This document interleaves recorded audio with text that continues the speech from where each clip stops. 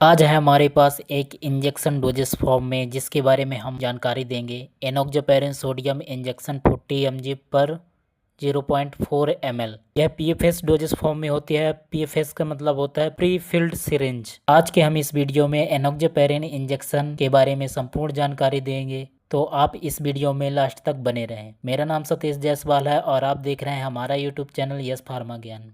तो कैसे हैं दोस्तों, मैं आशा करता हूं कि आप सभी लोग अच्छे होंगे, मस्त होंगे और स्वस्थ होंगे। मैं वीडियो को स्टार्ट करने से पहले आप सभी से एक ही रिक्वेस्ट करूंगा कि आप मेरे चैनल पे नए हो तो चैनल को सब्सक्राइब करें, बेल आइकन को प्रेस करें ताकि नोटिफिकेशन आपको सबसे पहले मिले। तो चलते हैं वीडियो की शुरुआत करते हैं। सबसे पहले बात करते हैं एनोक्जोपेरिन सोडियम इंजेक्शन होती क्या है। यह एक लो मॉलिक्यूलर वेट है पेरिन टाइप की एक दवा है।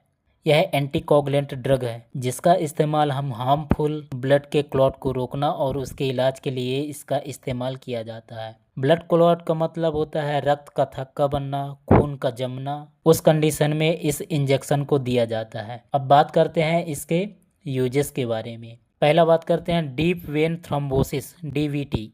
डीबीटी क्या होता है दोस्तों? यह एक ऐसी कंडीशन होती है जो गहरी वेन या नस में खून का थक्का बन जाता है। यह ज़्यादातर जांघ या पैर के निचले हिस्से में होता है।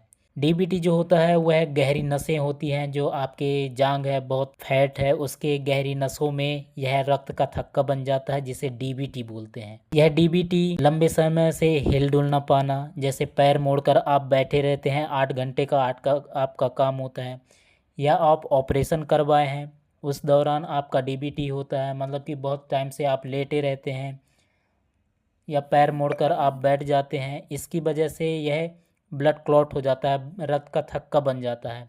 उस कंडीशन में इसका इस्तेमाल किया जाता है, एनोक्जोपेरिन सोडियम दिया जाता है। दूसरा बात करते हैं गाइस पल्मोनरी एम्बोलिज्म। यह एक ऐसी कंडीशन होती है, यह रक्त के आर्टरी में ब्लड फ्लो को ब्लॉक करता है। मतलब कि लंग्स का जो आर्टरी रहता है उसको क्या करता है, ब्लड फ्लो को ब्लॉक कर देता है। यह ब्लड फ्लो में रुकावट और ब्लड को ऑक्सीजन लेवल कम हो जाता है, इससे लंग्स के कई हिस्सों में यह ब्लड नहीं पहुंच पाता है। उस कंडीशन इस इंजेक्शन को दिया जाता है। जैसा मैं आपको आसान भाषा में समझाऊं तो आपका लंग्स का आर्टरी है, उसमें ब्लड क्या हो जाता है, ब्लॉक हो जाता है, ब्लड का क्लॉटिंग होने लगता है, ब्लड जमने लगता है, रक्त का थक्का बनने लगता है। उस कंडीशन में क्या होता है दोस्तों, ऑक्सीजन की कमी भी हो जाती है। ऑक्सीजन की कमी के होने के कारण ब्लड क्लॉट हो जाता है, ब्लड जम जाता है। उससे क्या होता है दोस्तों कि आपके लंग्स के जो बाकी हिस्से हैं उसमें क्या है, ब्लड प्रॉपरली नहीं पहुंच पाता है।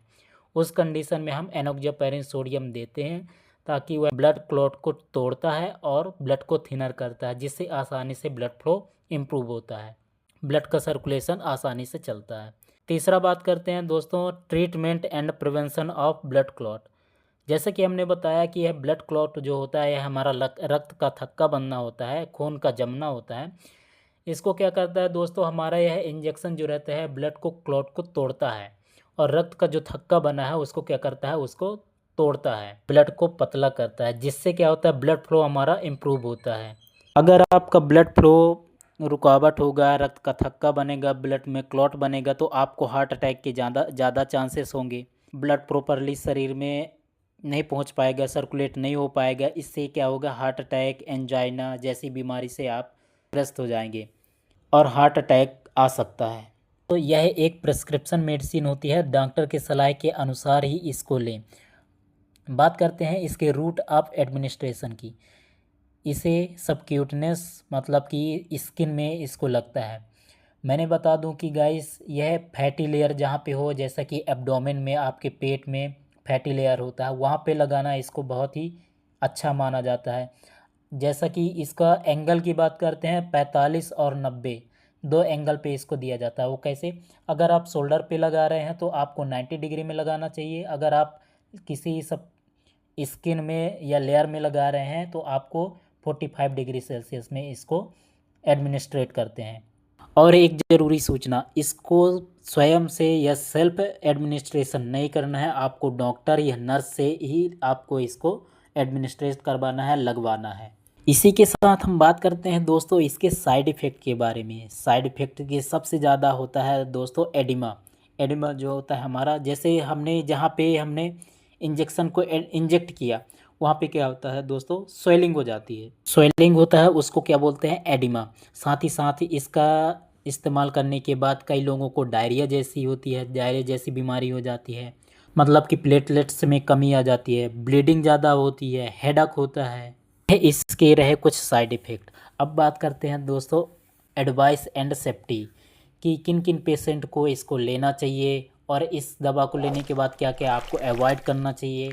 दोस्तों मैं बात करता हूँ कि किसी पेशेंट को ब्लीडिंग हो या ऑपरेशन करवाया हो उसको नहीं लेना चाहिए, क्योंकि पहले से ही ब्लीडिंग चल रहा है, यह इसको लगाने के बाद ब्लड पतला हो जाएगा तो आपका ब्लड फ्लो ज़्यादा हो जाएगा, इसलिए आपको उसको नहीं देना चाहिए। दूसरा बात करते हैं गाइस डेंगू वाला। अगर किसी को डेंगू है पहले से, अगर वो है यह इंजेक्शन लगवाता है या इसका इस्तेमाल करता है तो पहले से इसका प्लेटलेट्स कम होता है डेंगू में, और यह इंजेक्शन लेने के बाद प्लेटलेट्स और कम हो जाएंगे, इसका खतरा ज़्यादा बन जाएगा। दोस्तों इस दवा का उपयोग करने के बाद अल्कोहल लेना यह सेफ माना जाएगा, अनसेफ माना जाएगा। यह आपके कंसल्टेंट और डॉक्टर के एडवाइस करें, उसके बाद आप अल्कोहल का सेवन करें। प्रेगनेंसी के दौरान सेम टू सेम आपको कंसल्टेंट और डॉक्टर को दिखाने के बाद इसका इस्तेमाल करें। ड्राइविंग के लिए सेफ माना जाता है, आप इस इंजेक्शन को लगवाने के बाद आप आसानी से आप ड्राइव कर सकते हैं।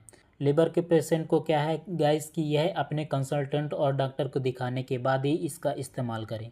दोस्तों आज का आपको वीडियो कैसा लगा, मैं आशा करता हूं कि आपको अच्छा लगा होगा। आसान भाषा में दवाइयों की पूरी जानकारी प्राप्त करने के लिए मेरे चैनल को सब्सक्राइब करें, बेल आइकन को प्रेस करें, और मिलते हैं हम आपको नेक्स्ट वीडियो में। तब तक के लिए मस्त रहें, स्वस्थ रहें। जय Bholenath, take care, bye bye, good luck, love you दोस्तों।